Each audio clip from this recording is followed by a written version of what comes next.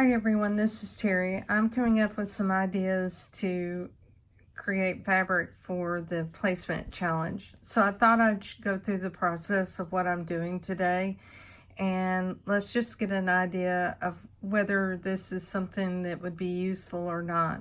So the first thing I'll do is I'll delete everything on my screen so that we can start from a fresh palette. Then we'll go in, and I selected the letters that are in category 2, and what I did was choose the E for eat. Now I need to set this, and I'll rotate it to 90 degrees. And let me get rid of the grid. We don't really need it at this point. I'll show it to you later on as we progress. And now what I want to do is to save a stamp of this. I'm leaving it at this size, so I'll choose edit and choose to create a stamp. The distance I don't want to change, so I'll go ahead and save it to memory. Now the next thing we'll do is we'll delete this, and we want to create another couple of stamps, so it's okay to cancel. We'll go back into category 2. If you scroll up, you'll find that there's a smaller alphabet. I want the letter A. Pay attention to the size of this circle, because whenever we create a stamp with this, it will not create that inner circle. So I have to create it myself. And we'll get it at 90 degrees. So you get an idea of the size of the circle. And we'll go ahead and go to edit, and we'll choose to create a stamp and save that to memory and choose OK. Let's delete this, go back into category 3 and to number 2, scroll all the way up till we find the letter T, choose set, rotate it 90 degrees. Okay, now let's go to edit, and let's create the stamp, and we'll save this to memory and choose OK. Now what we want to do is delete it, and let's go into my design center. We can go right here, and I have selected, because I'm creating fabric, a 9.5 by 14 hoop. This came with my Dream Machine. You can choose whatever size you want. And I'll go ahead and open up the grid right now just so that we can move things around. Actually, I'll wait because I want to get the letters on the screen, and then we'll align them. So let me click off of that and choose OK.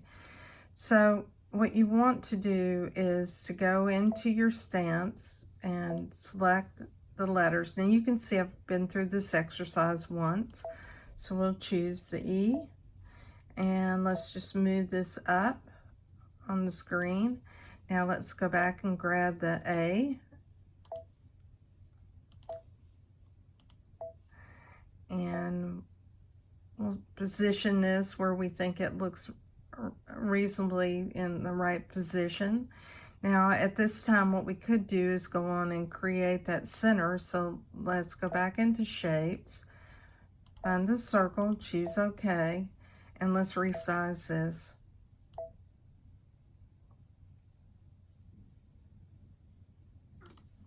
Now let's move it in and take a look at it and see if we like the size of it. This is just kind of a visual thing. You have to decide what you like. I think what I'll do is make it just a little bit smaller, and let's move it a little bit this way. And I'll make it just a tad smaller. Now this may not be the exact size of the circle, but really it doesn't matter. Nobody else is going to know it but you. I'll choose OK, and now let's go and retrieve the next letter, which was the T. Choose OK, and we'll move this down. Now this is where having the grid open is helpful, so we'll go get the grid and I chose the 1 inch and choose OK. This way you can see if your letters are aligned more or less the same. This is fairly close. I'm also looking at the distance between these letters, and what I may want to do is to adjust it and move a letter around. If I wanted to do that, I'd probably move this C so that it is farther down so I can select the A and move it. But I'm okay with the position of it.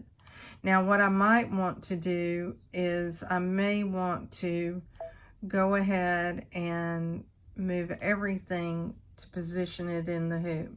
So let's close the grid again, and we'll do that. And let's go ahead and select all of the letters, and I'll use this selection, draw it around everything. And while they're all selected, I'll go to size and just move them. Now I could have moved it with the mouse as well. So it looks like it's about equidistance. I'll choose OK.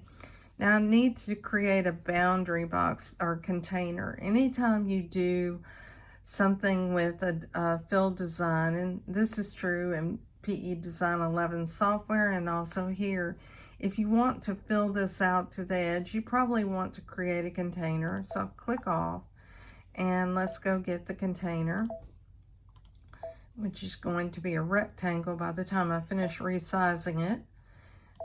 And we'll just stretch it out. And I want it inside the lines, and let's stretch it from top to bottom. And remember, what I'm doing is creating fabric, because this is going to be an insert, I'm thinking, for my placemat, if it works out like I plan. Okay, that's good, and I'll choose OK. Now the first thing I want to do is apply a line property to the letters. So let's go in, and I believe I chose a chain stitch. Let's choose a color. I'll choose red. Now I'll take the bucket, and I want to apply it to the letters. Remember to apply it in the center of the A. And now what I want to do is to apply a no-sew line on the outside. So let's go back into our properties, choose no-sew. We can leave the same color, and let's apply that to the outline. Okay, now let's go into the decorative fills, and the decorative fill that I chose for the inside of the letters was 29. And I'll choose a different color, and we'll go ahead and choose OK. Take the bucket, and let's fill these letters. All right, now let's choose a decorative fill for the outside, and the decorative fill that I chose for the outside, and we'll choose green, is the circle, and we'll choose OK, and OK again. Now let's take this and take the bucket and fill the outside and also the inside of the letter A. This time it'd be a good time to save it to memory, and we'll save it. And let's go to next. Now what we want to do is link all of the circles, because we want this to apply to everything. I changed this to, I think it was 70%, because I wanted this to be somewhat smaller, so I chose OK. Change the angle to 45 degrees, but I'll show you this first without the change in the angle. Let's go to turn off the outline and choose OK. And now what I want to do is make this a random fill. And to do that, I'm going to do the random shift 3. And this will create pebbles, a lot like what you do if you have a long arm machine. We'll choose OK. And let's give it a moment so you can see what we have. So you can see I have the pebbles, and what I might want to do is reduce the size of this fill that's inside the word eat. But right now, let's look at changing the angle on the pebbles. I want this to be 45 degrees. and choose OK.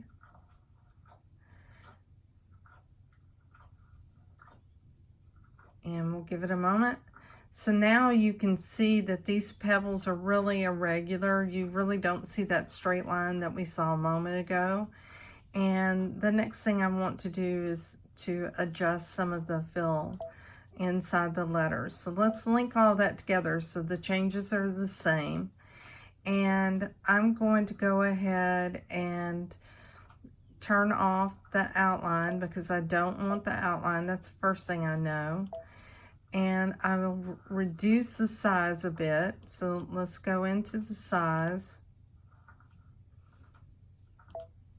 And we'll reduce it to 50% and choose OK. Now the next thing that I can do if I want, I can also change this so that it's randomized somewhat so that I don't have everything, you know, just perfectly aligned. So let's do that, and let's change this to random shift 2. Let's see what we get and choose OK. We'll give it a moment. And I like the appearance of that. I also want to change the angle, so let's go to the angle and let's make this 60% and choose OK. And we'll wait a moment. And all right, I like this. And the reason I like this is because, first of all, if you had noticed before, all of these patterns were all lined up, and I really didn't want that. Now, one of the next things we'll look at is on the chain stitch. So let's go to the chain stitch. And here's the chain stitch. Now, right now, this is set up to be at 0.16 of an inch. If you don't know what that means in millimeters, let's go to millimeters and choose OK. So this is 4 millimeters. That's a nice size, and it's 5 times. Now I really want each to show up, so I like the appearance of this. So let's save it to memory, and we'll save it to the machine. Now let's go to set and choose OK. All right, so we've created some fabric that we're going to stitch out. This is going to be a panel that appears on my placemat. I do want to see how large this is, so I am going to change it, and let's go in and change the settings again, and we'll choose this as inches. So this is 13.75 by 9.12. So if I make a 12 inch wide placemat, this ought to look pretty nice. Let's change some colors just to get a look at what it might look like when we stitch it out. So I'm going to change this lime green, and let's make it a blue green and choose OK. And then I want to change the inside where the magenta is, and let's make that so it's a darker color. We'll make it this orangish color or vermilion and choose OK. And I think this is going to look pretty good. So hopefully you'll see this when I create my placemat, and when I do stitch this out, I plan on using some sort of fill. It's either going to be a felt or it will be some batting. We'll just have to see. Okay, so this is step 1 in creating my placemat, and let's get ready for step 2. Thanks everyone, and have a great day. If you like my videos, please like and subscribe to them, and consider joining us with the Facebook group, Just Stitching with the Brother Luminaire. Now we do have members of that group that own a Dream Machine or a Destiny or a Solaris. So most of what we're showing in these videos will apply to those machines as well. There are a few of the decorative fills and some of the features that you saw where we were altering the design that will not work. If you happen to own PE Design 11 or Palette 11, you could make some of these changes. However, for the Placemat Challenge, all of the work that we do was supposed to be contained within my design center, or you could have used the built-in fonts. Thanks everyone, and have a great day.